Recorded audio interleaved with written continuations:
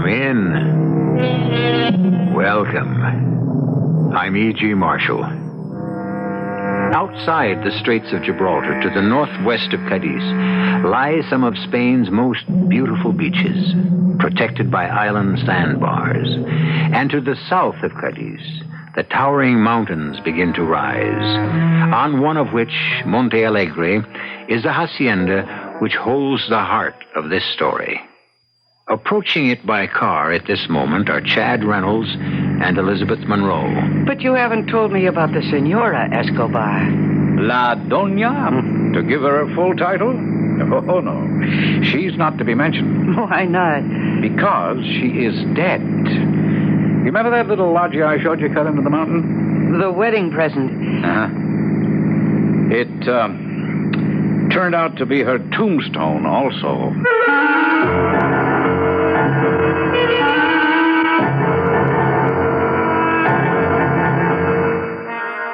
Our mystery drama, The Devil's Leap, was written especially for the Mystery Theater by Ian Martin and stars Mercedes McCambridge.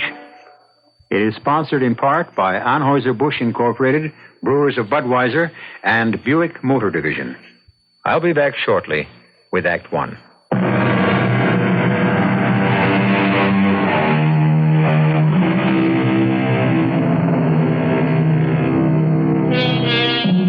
All men love beauty in a woman. America has worshipped a long line of beauty queens, sex symbols, love goddesses.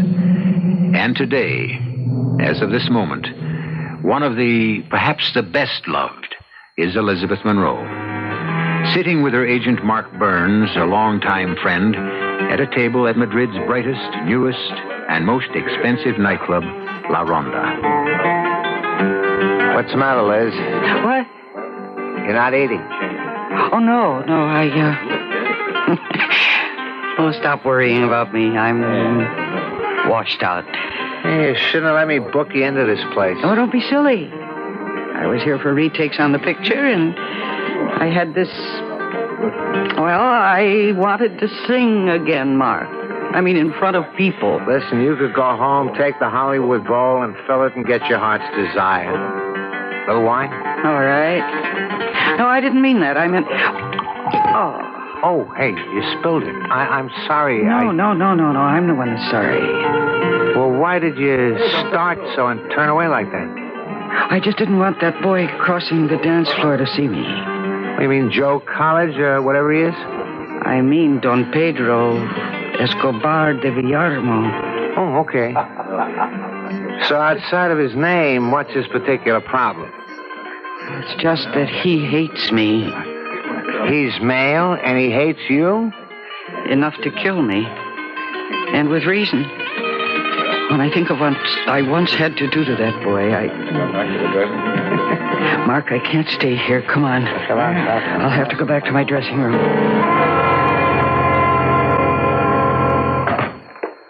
Okay, Liz, they'll bring the dinner back here. Why the sudden flight? I told you, Mark. That boy. Are you really afraid of him? Maybe I better... No, not physically. It isn't like that. If he's going to be in the audience tonight, I don't want to sing. Well, it's not in the contract, Liz. 2 shows a night, dinner and supper at a queen's stipend. Not enough for you, but it's what you insisted on signing. You should be taking a rest between pictures. Who needs this? I told you. I had an unstoppable yen to go back to my beginnings, to be with people. Something that lives and breathes and reacts so that you can feel it. It began a long time before you found me. I couldn't get anywhere at home, but here in Europe they liked me as a singer. And it was here, in Spain, in Cadiz, that I had my first really big success. What was I then? Well, not all that young, really. I was 27, I guess. You ever been in Cadiz, Mark, in the height of summer? The water is a dancing fire, sparkling 1,000 colors under that burnished sun. The skies are high and blue and cloudless, and the faces of the people shine with love and laughter. One night at dusk, one of my most insistent suitors, a party boy from the American jet set with too much money and too little else, was driving me to a weekend party at the Hacienda Monte Alegre, which is the home of Don Emilio Escobar de Villarmo. Oh, Chad! For heaven's sake, take it easy on the curves. Have no fear, lady. I wouldn't risk a hair on that blonde and lovely head. Well, I'm just a hard-working nightclub singer who's looking for a restful weekend. I don't promise you rest at Monte Alegre. It's apt to be more fiesta. I hope. Well, it'll be a change of scene anyway. Are we getting near it? Yep, very soon now, around this next bend. Hey, look up there at the mountain as we go across the bridge over the gorge. You see that little loggia up there like an eagle's nest? Yes. Oh, it looks like it's cut right out of the mountain. It was, by Don Emilio. Wedding present for his wife. Oh, there's the most magnificent view from there. Cadiz to the north, Gibraltar to the south, and the whole Atlantic beyond the sandbars, stretching into infinity. Ah, what a lovely wedding present. Yeah, only backfired. Turned out to be a pretty deadly one. Well, what do you mean?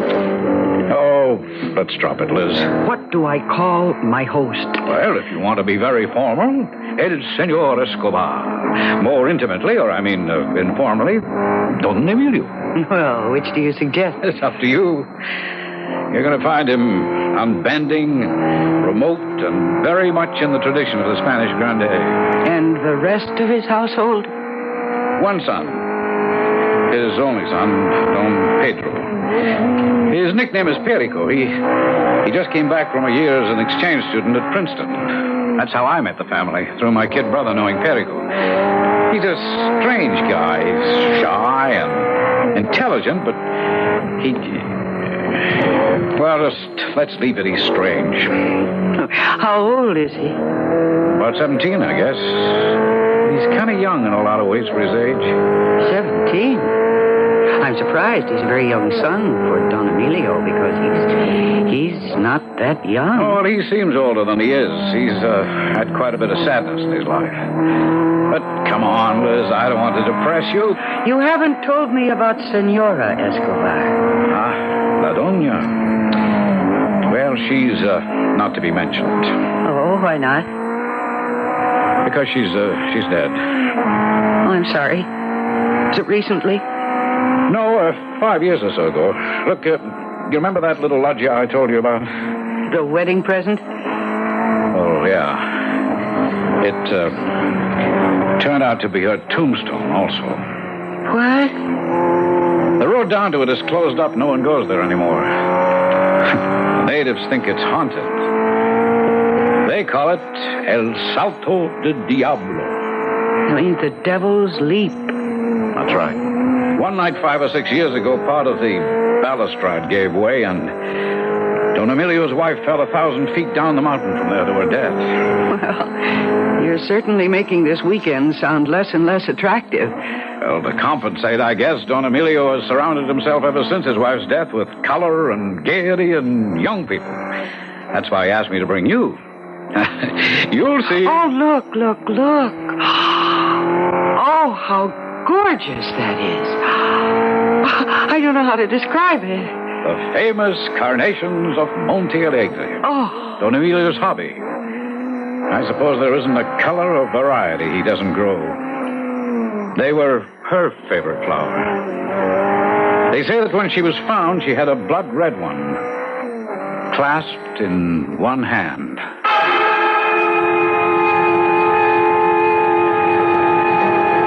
And that was how I first came to the Hacienda Monte Alegre, the happy mountain. And my host, Don Emilio, I found to be gracious and formal, less cold than Chad had led me to believe. And while he stood aloof from the merriment, it was not he who brought the chill with the coming of dusk, as if the ghosts of long-gone days still lurked in the shadowed halls. No, the most tragic ghost of all was the pale, intense young man with the great liquid brown eyes who hovered on the edge of the gaiety as though haunted and unbearably sad.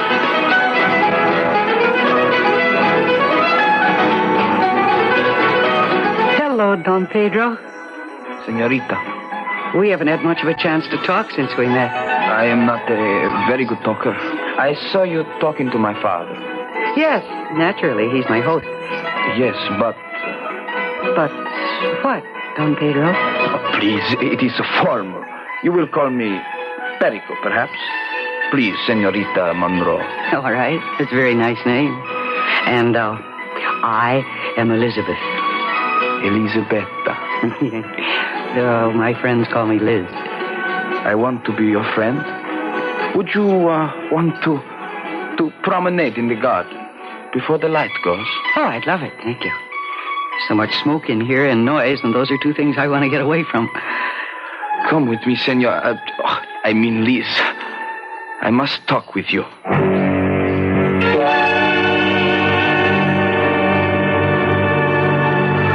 Even in this fading light, they are still so beautiful. Los claveles. I beg your pardon? Carnations. They were my mother's favorite flower. Would you like to see where she died, Senorita Liz? Why, I want to show you. Because I think you should leave here tonight, now. If I asked you to, would you? Why, Perico, I can't. I'm a guest. You will come with me, so you will understand why you must live here. I went with him, almost mesmerized. I don't know why. I should have thought of danger with this strange, intense, tightly wound boy. It's like the mainspring of a watch ready to snap, like an explosion waiting to occur. But there was something so appealing about him. So I followed him. Beyond the carnations to a gap between the rocks, now boarded up by a heavy oaken door. But he veered to the left of it. And then after a moment, he moved aside a heavy rock that swung on a pivot. And we went through. And down some steps in front of us. Until we emerged onto a flat stage that hung almost suspended in space, with a summer house built against the mountain, and then a balustrade guarding the drop below. And with a start in the twilight, I realized that I was on the Devil's Leap, the spot Chad had shown me from the road below. Why did you bring me here, Perico? Because I had to warn you. There is death here, Liz. My father desires you. I could see it in his eyes. Don Emilio? Oh, really? I do not joke. I know my father. He kills everything he loves. And I do not want you to die as my mother died. Come here to the balustrade, and I will show you.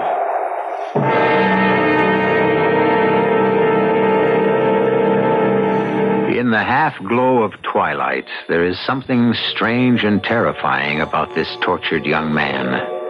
What wild fancy has opened up his shyness and made him pick on Liz to bring to this deadly spot? I'll be back shortly with Act 2.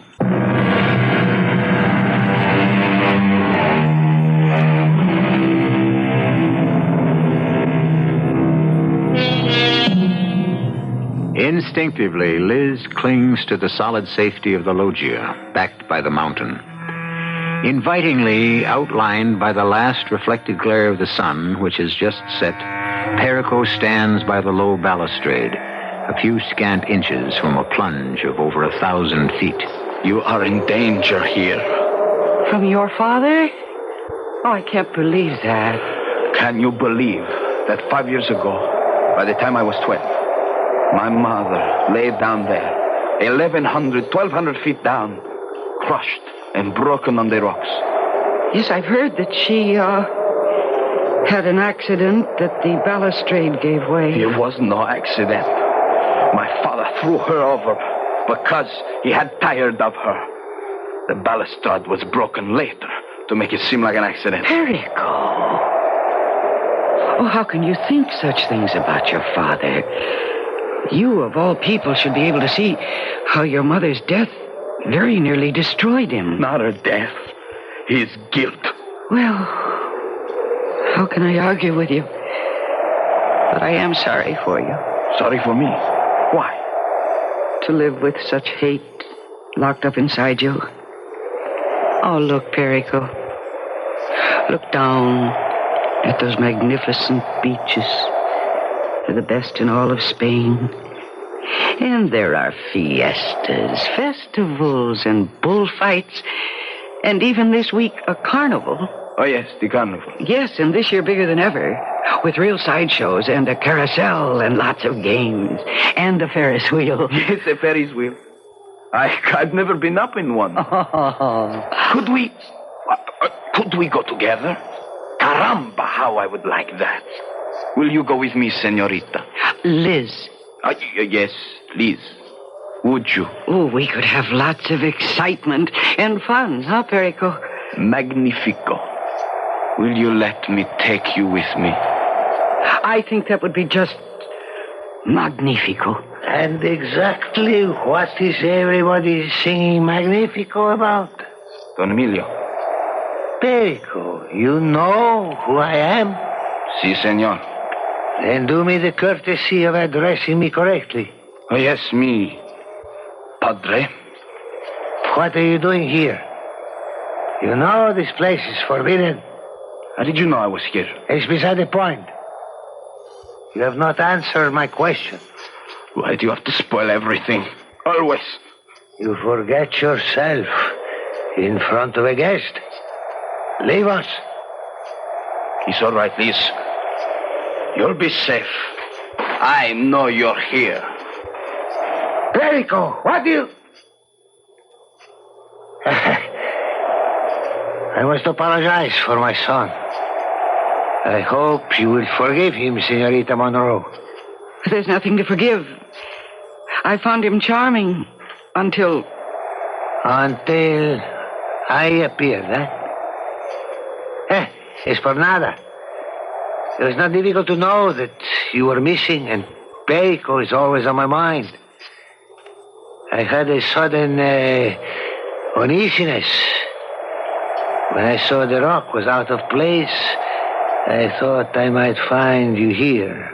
Well, I should be the one who apologizes, really, but Perico was so anxious to bring me here that I didn't want to deny him. I don't know why Perico brought you here or what he has been telling you. Well, he's been telling me that he has never been to a carnival and that he would like to escort me to the one in Cadiz. Senorita, I would not want to impose on my guests. I've already accepted. Subject, of course, to your approval. What can I say? I am only sorry that I am not the one to be your escort. The wind is rising. Yes, not a good place to be. You'll forgive me as a bad host, but I cannot stand this place, senorita. El Salto de Diablo. Well named. Oh. Senorita, what is it? Well, that lovely red carnation. You've crushed it in your hand. Oh? I'm sorry. It was meant for you. We will find you another on the way back. I lay awake for a long time that night. I wondered about that long ago accident or suicide or... Yes, I wondered, too, if some guilty secret had laid its pall over this uneasy house. But washing all that out of my mind was a wave of pity for two lonely people, a proud, unbending older man and a shy, hurt boy whose world had been shattered before he'd even had time to build it. Both of them were haunted by a tragedy that should have brought them closer together, but which instead had driven them apart.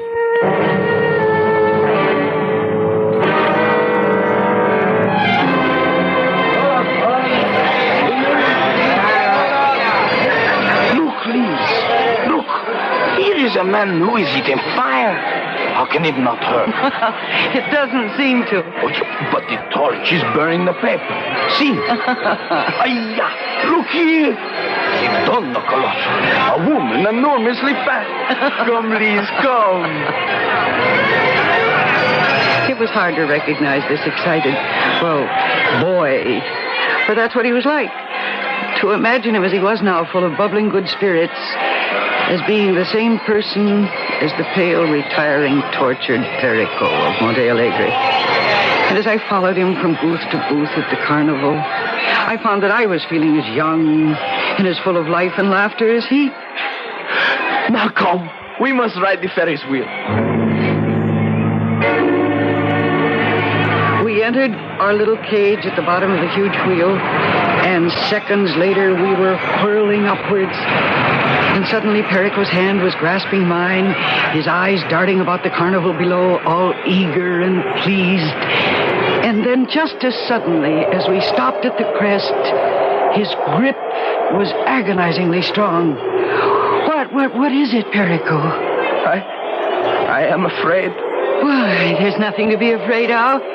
It is like El Salto del Diablo. So high above. Oh, no, forget about that. You don't understand. It is when I am on heights, I have this. I want to throw myself over or push. No, you're not going to fall. Not while I'm with you. If only you could always be with me, Liz. But then nobody is. Nobody. I'm sorry. You're sorry for what? And yet... There you are, you see? Now there's nothing to worry about. Here we go, down again. Everything is all right. But everything was not all right. A shadow had passed across the bright day.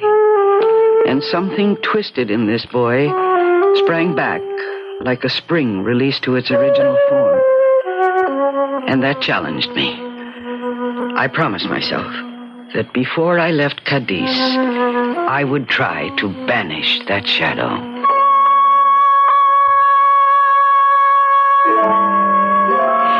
In the next 2 weeks, I saw a lot of Perico. We swam together from the golden beaches.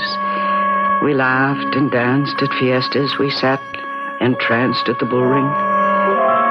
I stayed too at Monte Alegre a great deal, playing chess in the evening with Don Emilio, or dining at the great carved oak table while he talked of poetry, or the theater, or the past glories of Spain.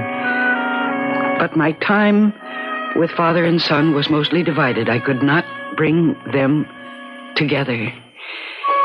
And at the last, at the end of my singing engagement, I had to leave Monte Alegre, suddenly, without warning, and forever.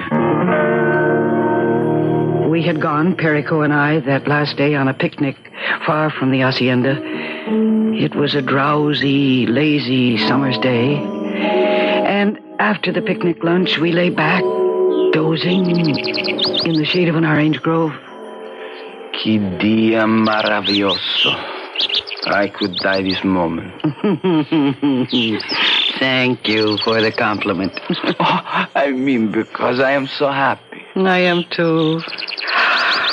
What a pity it has to end. To end? Oh, yes, Perico. I can't be on vacation forever. I've got to leave and get back to work. You cannot leave me. What shall I do? Well, you go to college, find new friends. I do not want new friends. Well, for your father's sake. Don't mention his name.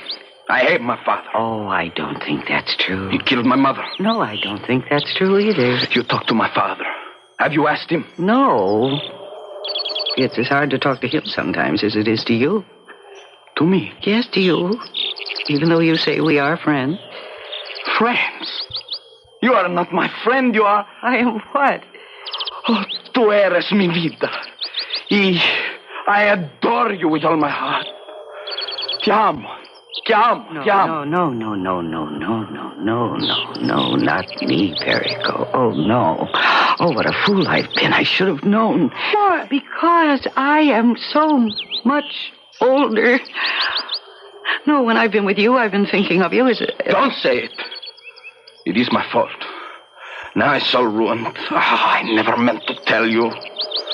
It's hopeless. Perico. Completely hopeless. Perico, come here. Don't touch me. Of course I'll touch you. Come here now. There. Now, here in my arms. Listen to me. There's nothing so terrible about love, Perico. Would you wait for me? That's up to you. You have so many things to finish first. There's college. And where you want to go with your life. You have a world to conquer. If I could, I would lay it at your feet. So I think that you could. But first, conquer it. And yourself. Then it is not hopeless.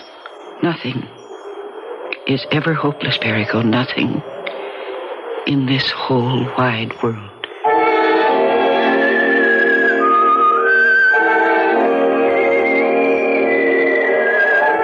Why did you bring me down here, Don Emilio?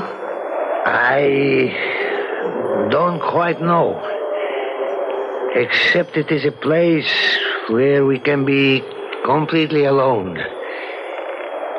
And this is your last night in Andalusia. At least it's before twilight. And the view is indescribably lovely. As you are. I can tell you one reason I brought you here. I have a story to tell you before I ask you to marry me. To marry you? But I know. It is strange. I never thought love could come to me again. But it has. Well, if for no other reason, for Perico's sake, I can't marry you. He's in love with me, too. Love? A boy? A child? Oh, no. A young man. Your child has grown up very fast, Don Emilio. Yeah. Why must something always stand between me and the one I love? This wretched place, the home of the devil himself. Even the moon rises in blood upon it. Well, then, once again, let it rise and sink on it.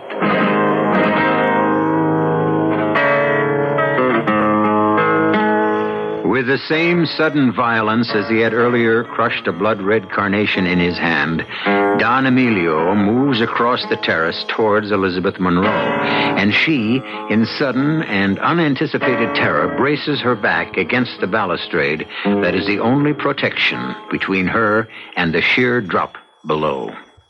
I shall return shortly with Act 3.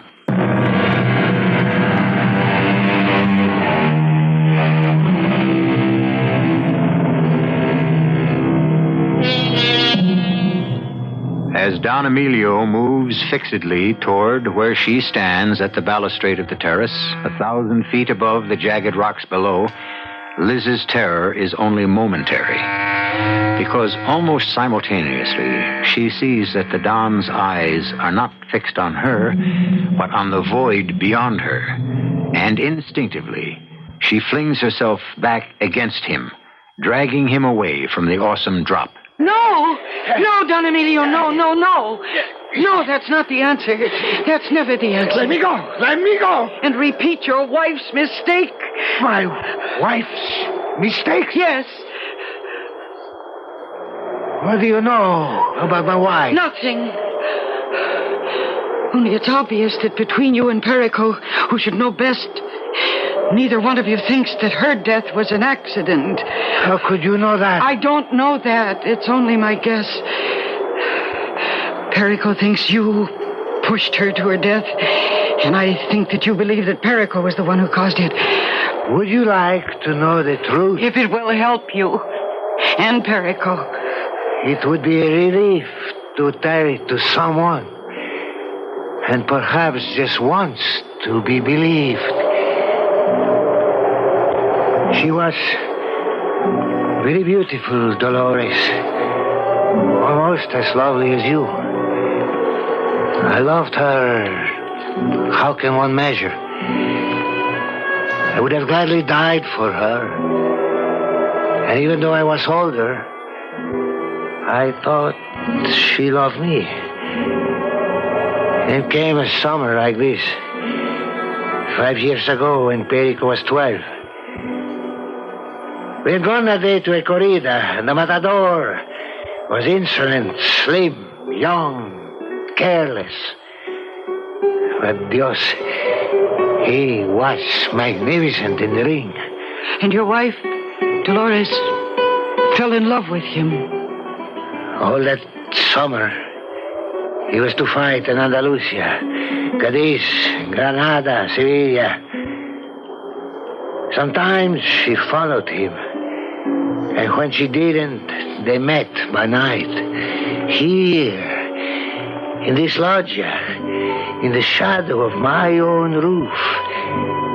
And all this time you stood by and said nothing. She would not hear me. I kept thinking it would end. She would see this empty, strutting pigeon for what he was and come back to me. Till at last, I knew I must end it. You? You don't mean that Perico is right? No. I bought this strutting peacock of a matador off, as I should have in the beginning. He walked out without a backward look. And your wife? One night, Dolores stole from the house down here to the Devil's Platform. I thought perhaps I don't know what was in my mind. I stumbled down here blindly, half expecting to find them together again. And on the way, I even have memory of looking back and seeing Perico running in the shadows somewhere.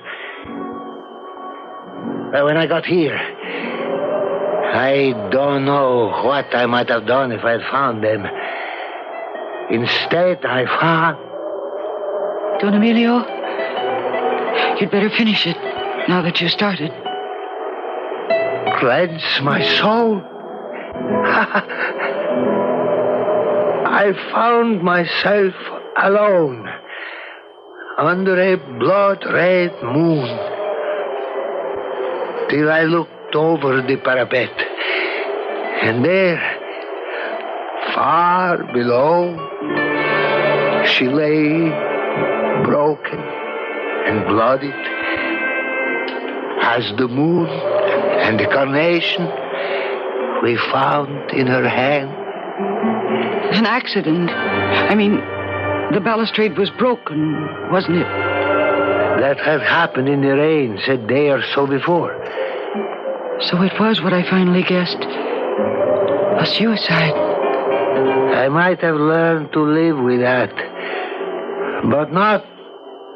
Not what? Oh, you can't think that Perico could possibly have... We both loved her so. Anything is possible. The curse of our heritage is too much pride. Too much pride? You think that Perico might somehow have found out about his mother, and that he... I cannot allow myself to think such a thing. And to the best of my knowledge, he has never known, and does not to this day. Well, now, what is there left to be said? I had hoped, watching you and Perico together, and from all the times we have been together, that somehow what has been lost could be found again. I had dared to hope that you would marry me. To bring you and Perico together? I am not that totally unselfish or incapable of love. No. First, for yourself. Then the other. But for you to marry Perico... Marry him? No. I'm much too old for your son. As much as I love him. You have all his trust and confidence. And his heart. I know. I blame myself for that. Senorita, forget the Escobar family. There is nothing you can do for us. Well, maybe I can. If I can face being cruel enough. Okay? First love is full of pain. And it is sometimes better to be cruel in order to be kind. I think perhaps what this situation needs is a new villain. Yes. That's the best thing I can do. What are you going to do, senorita? I'm going to help you try to find your son.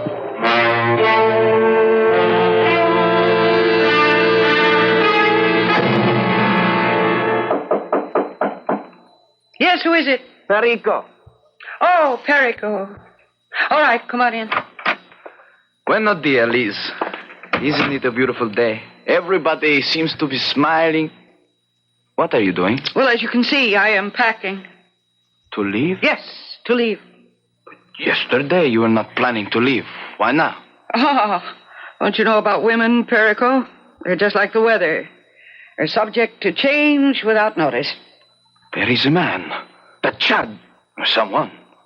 You are in love with another man. Oh, don't be silly, Perico. Don't treat me like a child. Well, then don't act like one. But yesterday you said... I thought you were going to wait. I thought you loved me. Yesterday was another day. That was sweet and amusing, and it suited my fancy. But today, I am going away. Now, will you please lift that bag off the bed for me? Yes, of course. But I cannot understand you. Well, then don't try. And I'm not going to apologize. Yes, I led you on. Only to find that you are not ready for love. Just as I did with your father. My father? Oh, yes. Did you know he asked me to marry him? He... what? Oh, why do you act like that, Perico? Your father's lonely, too. Well, that is his fault. He got what he wanted. Are you so sure? Have you ever talked about it? You two? No. And I never will. Besides, he has nothing to do with this. What matters is you and me. Oh, there never was a you and me, Perico. Or me and your father. I'm sorry. It was a long, hot summer. It amused me to play with both of you, but now that game is over. I will kill myself. Oh, I hope not. Why don't you talk to your father about it first? You might learn something. All right, I will. At least he is a man. A man you can trust. But I say one thing before I leave, Senorita Monroe. Yesterday, I say I love you. With all my heart. I take back those words. Today, with all my heart and forever, I hate you. And I don't blame you, Perico. Right at this moment, I'm not very fond of myself.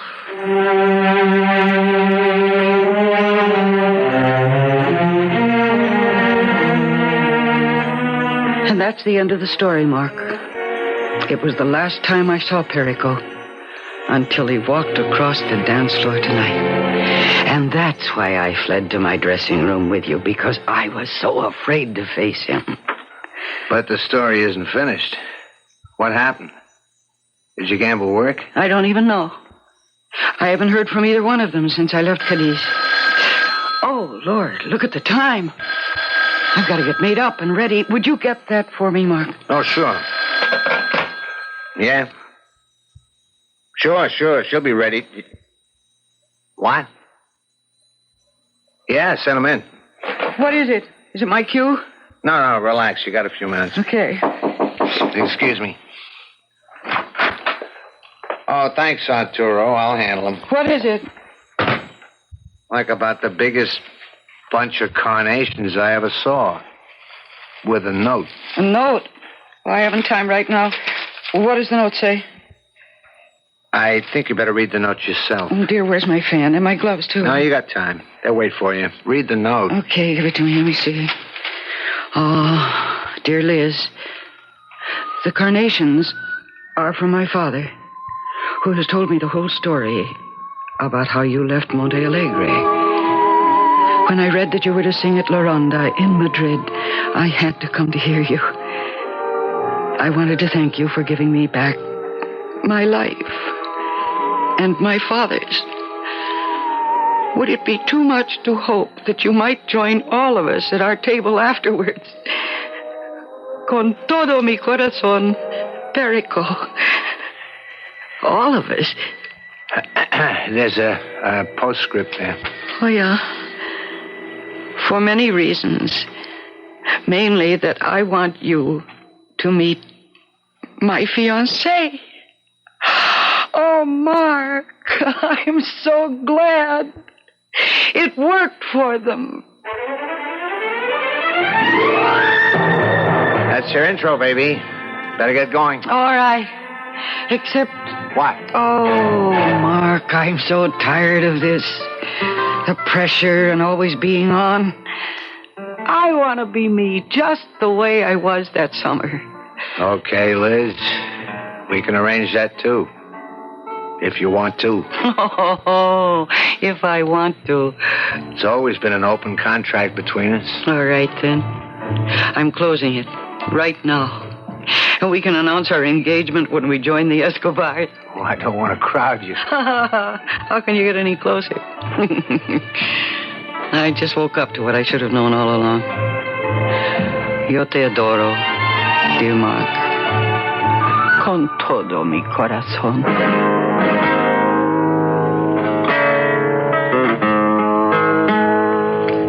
The reunion with Perico and Don Emilio and the new young bride-to-be after the show was a warm and wonderful one.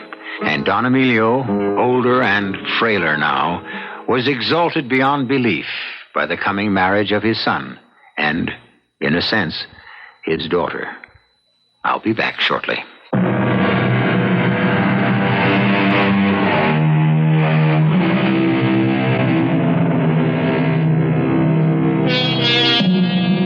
There are some cynics who might phrase marriage as el salto de diablo, the devil's leap.